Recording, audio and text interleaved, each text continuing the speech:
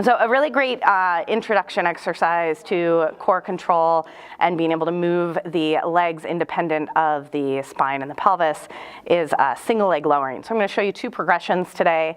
First one a little bit easier, second one a little bit more challenging to control.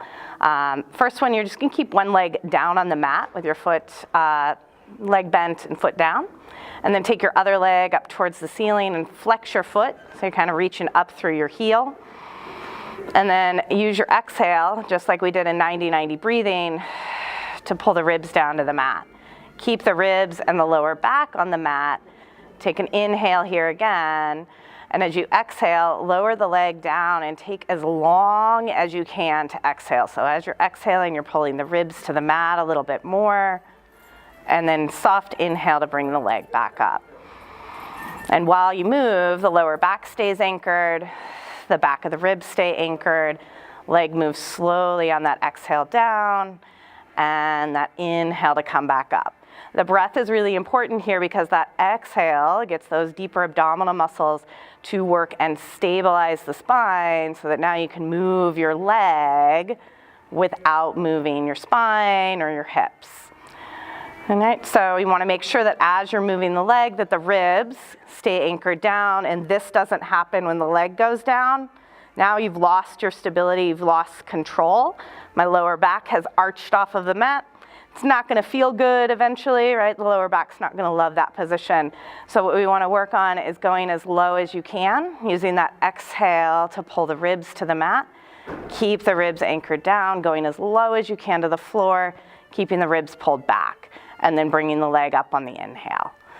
And so it doesn't have to be a fast movement. It's not just kicking the leg up and down, making sure that you're really working with your breath.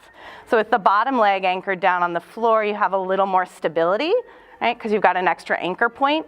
So you could move maybe 6 on each side, do that a couple of times. Feel the ribs pull back. Feel the abs kind of kick on just a little bit there at the bottom. And then lift the leg up. And when it comes up, it doesn't need to come all the way back to your face. This is too far. Now I've lost, my hip is no longer on the mat. So it just needs to come up to about here. Doesn't even need to come up all the way to 90 degrees. So just enough that you get it up to that top position and then exhale to lower and inhale to lift. And so that slow exhale, feeling the abs kick on, ribs pull back.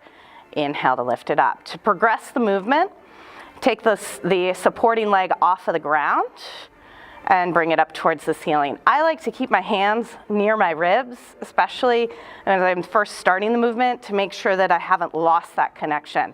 First thing I do is exhale and feel my ribs pull down and anchor in. So I've got abs on. Take another inhale, keeping my ribs back. And then exhale, lowering one leg without the other leg moving around and without my lower back coming off of the mat. So everything stays anchored. And then inhale, bring the leg back up. Exhale, lower the leg, ribs are pulling back, abs are on. Inhale, lift up. You might even feel at the bottom of the movement that your glute kind of helps hold that bottom leg up just a little bit. And then inhale, float it up. And again, you're looking for ribs to hips to stay kind of locked in and glued to the mat. And do about 6 on each side, rest, and you can repeat.